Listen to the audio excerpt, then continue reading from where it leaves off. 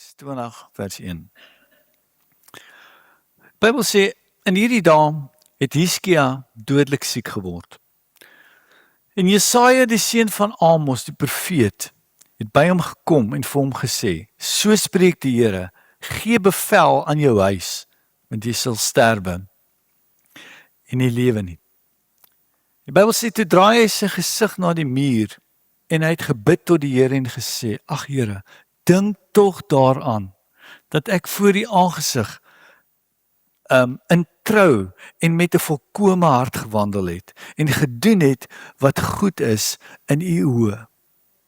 En Hiskia het bitterlik geween. En ek vir u sê, daar maak nie saak wie in sy lewe God dien en hoe hy God dien nie. Daar kom 'n tyd in jou lewe waar jy ook dalk nodig gaan hê om vir die Here te sê, Here, onthou wat ek vir u gedoen het. Here, onthou die opofferinge wat ek in my lewe gemaak het. Onthou my. Ek het u huis lief gehad. Ek het die regte dinge probeer doen. Ek was nie perfek nie, maar ek het gelewe uit 'n opregte hart teenoor u. En luister nou hoe bid hy. Hy het nou net 'n doodsvonnis gekry van Jesaja. 2 Konings 20 vers 4 sê, en Jesaja het die middelste voorhof nog nie uitgegaan nie, of die woord van die Here het tot hom gekom en gesê, draai om en sê vir Hiskia, die vors van my volk, so spreek die Here, die God van jou vader Dawid, ek het jou gebed verhoor. Ek het jou trane gesien, en kyk, ek sal jou gesond maak. Op die 3de dag sal jy opgaan na die huis van die Here, en ek sal 15 jaar by jou daar byvoeg, en jou en hierdie stad uit die hand van die koning van Assirië red, en ook hierdie stad beskik ter wille van my en my knegt Dawid. Verder sê Jesaja, bring 'n vye koek, en hulle het dit gaan haal, en op die sweer gesit, en hy het gesond geword. Hiskia het infeksie gekry, en dit het begin septies raak, en hy sou sterf. En hierdie is eintlik vir my so mooi geloofsopbouer gedeelte in die Bybel, want as jy deur 'n slegte tyding gaan, of 'n diagnose van selfs die dood in die gesig staar, wil ek vir jy sê, kan God dit nog steeds omdraai. En ek hou daarvan dat God die genesing kon doen sonder, die Here kan genesing doen sonder medikasie. Amen. Maar hier gebruik hy medikasie. En hy sê, sit die vye koek op sy sweer. En dis nogals iets, as hy vir die profeet sê, sit jy die vye op, en ek sal hom gesond maak. So moenie dink jy gebruik nie geloof as jy medikasie gebruik nie. Want ek dank God vir dokters, ek dank hom vir medikasie en vir mense wat ons kan help. Maar ek weet, God kan genesing doen sonder medikasie. Maar hier kies hy om vir Jesaja te sê, sit die vye maar op, en hy het gesond geraak. Maar wat jy ook al aansmeer, meng dit met geloof. Want ultimately is die Here die groot geneesheer. En hy kan enige manier gebruik om genesing te bring. Nou gaan ons verder in 2 Konings 20 vers 8 sê. En Hiskia het vir Jesaja gevra, wat is dan nou die teken dat die Here my gesond sal maak, en dat ek op die 3de dag na die huis van die Here sal gaan? En Jesaja antwoord, ek sal vir jou die teken van die kant van die Here wees, dat die Here die woord sal volbring wat hy gespreek het. Moet die skaduwee 10 grade vooruit gaan, of moet dit 10 grade agteruit gaan? Nou, hierso praat Jesaja van 'n sonwyser. 'n Sonwyser waarmee hulle in die antieke wêreld tyd gelees het. En hy sê, wat sal die teken wees dat die Here my gaan genees? En Jesaja sê, gaan kyk na die sonwyser en kyk, wat gaan vir God moeiliker wees? Vir die grade om aan te beweeg, om vir die grade om terug te beweeg, 10 grade. Nou, ons moet besef as die grade 10 grade teruggaan, dan beteken dit dat God moet die hele univers stop en 10 grade terugvat. En ek like dit dat hy vir Jesaja sê, ek kan dit vorentoe of agtertoe laat gaan. Wat gaan die moeilikste wees? Agtertoe, reg. Kom ons doen dit agtertoe. En Josua het die son stil gestaan tot hy die oorlog gewen het. Met Hiskia het die son teruggegaan. Met Lazarus se opwekking het hy 3 dae al aanbeweeg en hy was dood. En God het hom nog steeds lewendig gemaak. Want God kan tyd laat teruggaan en laat stil staan. En ek wil vir u sê, dis my God daai, wat dit kan doen. That's how my God is. Of soos Michaela so sê, that's how bad my God is. Die skaduwee het 10 grade teruggedraai. So ek wil met u praat oor die onderwerp, God kan die klok terugdraai in jou lewe.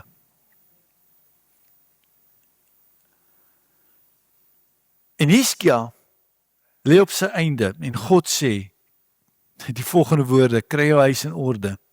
Maak seker jou erfgenaam is reg om oor te neem. Die probleem vir Hiskia hier was dat hy was die koning, maar hy het nie 'n seun gehad as 'n erfgenaam nie. Hy kon nie 'n seun kry nie. En hy moet regmaak om te sterwe. En daar's nie 'n opvolger vir hom nie, en hy draai sy gesig na die muur, en die Bybel sê hy begin bitterlik te ween, hy's gebroke, en hy's desperaat. Jesaja kom in die voorhof, die gees van die Here sê vir hom, draai om, en gaan sê vir Hiskia, ek sal 15 jaar byvoeg in jou lewe, sit vye op jou liggaam, en word gesond, maar ek sal as teken, die sonwyser, van 'n goddelose pa laat terugdraai. Nou, die volgende vers sê, hierdie sonwyser was Agas se sonwyser. En die manier hoe die antieke wêreld tyd bepaal het, was, hulle het die skaduwee gevolg en die skaduwee die tyd gegee. Hiskia se pa, Agas, was een van die booste konings van Israel. Hy het die sonwyser van die Assiriërs teruggebring en hy het dit in Jerusalem in die tuin, in sy tuin gaan sit. En terwyl Agas besig was om oorlog te voer na Assirië, sien hy hierdie sonwyser wat gebruik is as 'n aanbiddingsvoorwerp en hy bring dit terug as 'n trofee. Die sonwyser was nooit deel van Israel se kultuur nie. Dit kom uit die Babiloniese tydperk af. En toe Agas dit sien, was hy so impressed, so amazed daaroor, dat hy die simbool van 'n heidense afgoderry gaan sit in die tuin van Jerusalem in sy paleis. Iets wat heidene vereer het en aanbid het, die songod wat hulle aanbid het. En God sê, ek sal die onheilige sonwyser gebruik om vir jou te getuig wat ek kan doen in hierdie lewe. Al het jy 'n geskiedenis van 'n pa, van vloeke, van teleurstelling, van afgoderry, kan ek selfs daai afgodssonwyser beveel om terug te draai. Inteendeel, ek gaan jou in die laaste 15 jaar gaan ek jou 'n seun gee. En toe God hom daai 15 jaar bygee, het Hiskia 'n seun gehad met die naam van Manasse. En al was Hiskia op sy laaste, kon God nog steeds die klok terugdraai. En ek glo, my God kan jou gesondheid teruggee. Ek glo, God kan my nog genees van my oë. Ek glo die Here kan verlies, kan jou pyn, kan jou finansies, kan jou familie, kan jou huwelik herstel. Al moet hy 'n heidense simbool gebruik in 'n bose wêreld. En dis interessant dat God die sonwyser van Agas gebruik. Hierdie man, Agas, het afgode aanbid, teruggebring in die tempel. Het gesien wat al die ander heidense volke doen, en hy het dieselfde gedoen. Hy het babas geoffer, hy het sy eie kinders, het hy deur die vuur laat gaan, sê die Bybel, op altare. En hy het met waarseers, met hekse geraadpleeg, en met die okkulte het hy gemeng. En hy was geïnteresseerd in die lande wat hy sou oorwin in hulle godsdienste. En al daai drekgoed bring hy terug, sit dit in die tempel, sit dit in sy paleis, en hy vat Israel terug in 'n heidense tyd in. En toe Agas in Assirië is, sien hy sien 'n pragtige altaar in een van die tempels. 'n heidense tempel. Hierdie altaar was die feature point van hulle aanbidding in die middel van die tempel. Gemaak van brons en gemaak van die mooiste goud. Ek het probeer om 'n foto te kry, tipe daarvan, ek hoop ons kan dit opgooi. En terug in Jerusalem het Israel nie sulke altare gehad nie. Hulle het die altaar van Moses gehad. Dit was gemaak van akasiëhout en van brons. En jy sien, die altaar in God se tempel is nie flashy nie. Die altaar in God se tempel is die kosbaarste voorwerp in die tempel, is nie 'n fisiese ding nie, maar dit is God self. Dit is Jesus. So hy is die fokuspunt, maar die heidense tempels was dit op die bling, op die goud. En Agas dink, hierdie altaar gaan baie mooi in ons tempel lyk. Ons tempel is outdated, dis oudmodies, en hierdie altaar is nou 'n great altaar. En hy vat die afmetings van hierdie altaar, en hy stuur dit aan sy priester, en hy sê vir hom, maak net so een. Vat die ou altaar, en verwyder hom, en sit daai altaar daarin. Dit kan jy alles lees in 2 Konings 16.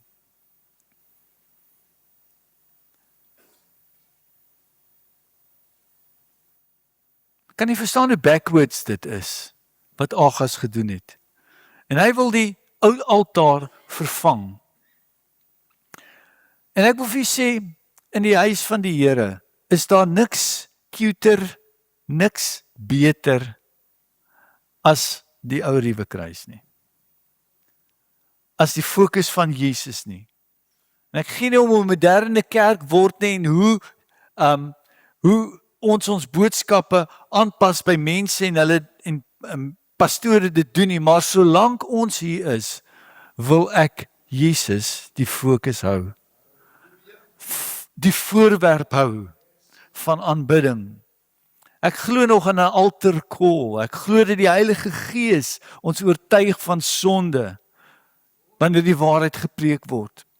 Die krag van die kerk is nie gefokus op iets wat flashy is nie, maar op 'n ou altaar wat van hout gemaak is, waarvoor jy moet kniel, en by daai altaar word jy gered.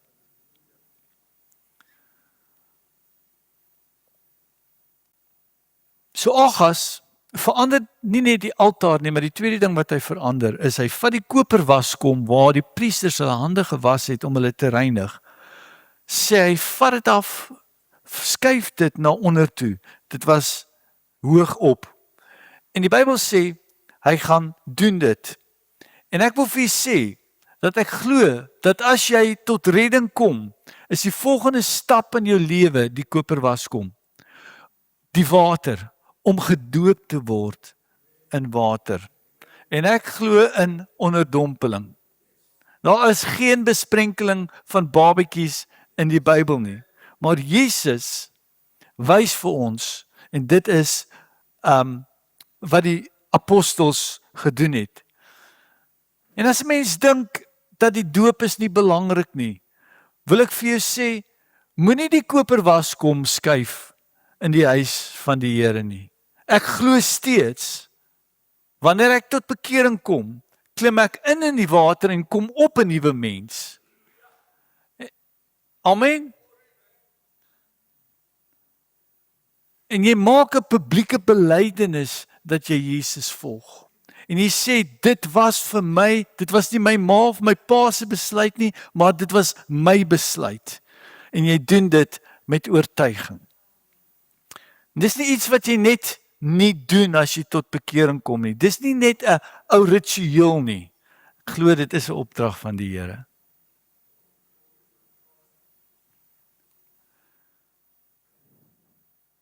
Maar weet jy wat, die koperwaskom wat herstel word, weet jy wat so wonderlik van 'n diens wat ons bywoon? 'n Wonder van 'n diens is, die Bybel sê, dat ons word gewas deur die wassing van die woord. Filippense 5:26 sê, om dit te heilig nadat hy dit gereinig het met die waterbad deur die woord, sodat hy die gemeente voor hom kan stel, verheerlik sonder vlek of rimpel of iets dergeliks, maar dat dit heilig en sonder gebrek sal wees.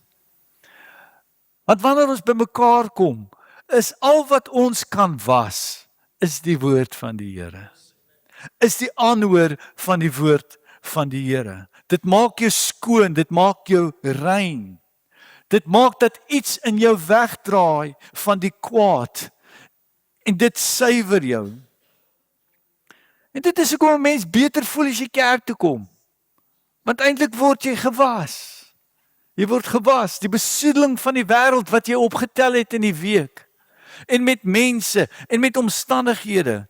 'n Mens tel hierdie dinge op en dit kom sit in jou gees. En daai dinge wil jou vuil maak, maar die woord was jou hart. Die woord was jou gedagtes. Die woord was jou siel en herstel dit met die aanhoor van die woord. Sê Hebreërs nie dat die woord van God is kragtig, skerper as enige tweesnydende swaard en dring deur tot die skeiding van siel en gees en murg en been. En dis hoekom ons die woord sing. Dis hoekom ons die woord spreek. Dit is hoekom ons die koperwaskom van die priester ons hande reinig, ons lewens reinig voor die Here om voor God te staan. Ek wil vir julle sê, is dit nie lekker om skoon te wees nie? Is dit nie lekker om, ek is so bly, ek is gewas, ek is so bly, ek is skoon van 'n skuldige gewete. Ek is so bly dat die woord elke dag in my hart inkom, in my hart gedagtes inkom, in my gees kom, want dit suiwer, dit maak skoon, dit bring herstel. Wanneer ek vuil word in my lewe, keer ek altyd terug na die altaar en na die koperwaskom van die woord. Maar kom ons kom terug by die teks. Hiskia draai na God toe. En hy begin om hierdie afgode uit te wis wat sy pa ingebring het. Hy herstel die tempel. Hy bring die altaar, die oorspronklike altaar, bring hy terug. Hy bring die koperwaskom terug. En ten spyte daarvan, na alles wat hy vir die Here gedoen het, kom die tyding na hom toe. Maak reg, jy gaan sterf. En hy vra, Here, hy vra die volgende, onthou wat ek vir u gedoen het. En Jesaja draai om en sê, die Here gee jou nog 15 jaar. En in daai verlengde tyd, kom Israel terug, soos min, en God gee vir hom 'n seun om hom op te volg. Wat vir my besonder is toe hy vra, Here, wat sal die teken wees dat u dit kan doen? Hy sê, ek sal die afgodsoffer gebruik om te wys dat ek is God. Ek kan teruggee wat jy verloor het. Amen. Joël 2 sê, ek sal julle vergoed die jare wat die treksprinkaan, die voetganger, die kaalvreter en die afknyper verslind het. Amen. Ek sal vergoed, nou sê die Bybel, ek sal vergoed die jare. Want God herstel nie net fisiese dinge wat jy verloor het nie. God kan selfs die jare herstel wat jy verloor het. Kan die gemeente amen sê? God kan verlore tyd herstel, verlore passie herstel, verlore hoop herstel, verlore blydskap herstel en verlore gesondheid. En hy kan skielik dit doen. Jesaja 61:7 sê, in plaas van julle skande ontvang julle 'n dubbele deel. En in plaas van die smaad sal julle jubel oor julle deel. Isaiah 61:3 says, to appoint to those who mourn in Zion, to give to them beauty for ashes. The oil of joy for mourning. The mantle of praise for the spirit of heaviness. Wanneer God jou herstel, vervang hy nie net iets nie. Hy upgrade dit wat hy teruggee aan jou. Is dit nie so dat Job sê, die Here het aan die lot van Job verander, toe hy vir sy vriende gebid het, en die Here het Job se besittings vermeerder, tot dubbel soveel as voorheen. I don't care how you began. It's how you finish. And you are not finished until God says you are finished. Amen. Selfs jou liggaam, jy kan voel dat jou liggaam, jou vrede is van jou gevat, maar God herstel nie net wat aan jou behoort het nie, maar iets kosbaarder as dit. God kan jou siel herstel. Want 'n herstelde siel is belangriker as herstelde besittings. Ek sal vir jou die jare teruggee. Dit wat die sprinkaan geëet het in jou lewe. Jou verlies is nie die einde van jou storie nie. Jou storie sal wees oor wat God kan herstel. Amen. God kan verlore tyd teruggee. Nie net verlore besittings nie. Verlore dae, verlore seisoene en selfs verlore jare. Hiskia is 15 jaar gegee. En in daai tyd het God gedoen wat hy gedoen het. Ek wil die vra vanoggend. Ek weet nie vir wie ek preek nie. Jy weet, die Here lê dit op my hart. Ek wil die vra om op te staan vanoggend. En ek wil die vra om die oë te sluit. En as daar 'n slegte tyding in jou lewe is, wat jy in die gesig staar, wil ek jy vra om te doen soos wat Hiskia gedoen het. Die Bybel sê, hy het na die muur gedraai, hy het na God gedraai en hy sê, Here, onthou wat ek vir u gedoen het. En ek glo dat u my nog steeds, Here, kan u verander. En dat u nog steeds kan herstel wat verlore is in my lewe. Wil nie net vir 'n paar oomblikke net na die Here draai nie. Die hande opsteek en sê, Here, dis nie verby tot u sê dis verby nie. U kan die volgende hoofstuk van my lewe skryf. En En Here, soos wat U vir Hiskia gesê het, ek het jou gebed gehoor, ek het jou trane gesien. Staan ons voor U. En Here, ek wil U vertrou dat U die klok sal terugdraai in ons lewens.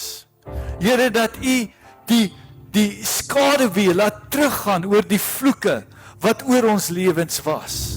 En Here, dat U 'n seën vir ons lewe beplan. It's not how we start, it is how we finish.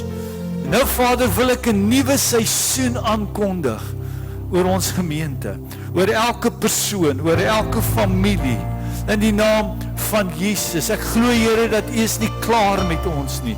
Ek glo, Here, dat U skryf die volgende storie van ons lewens. Ons gee dit oor in U hande, in die naam van Jesus.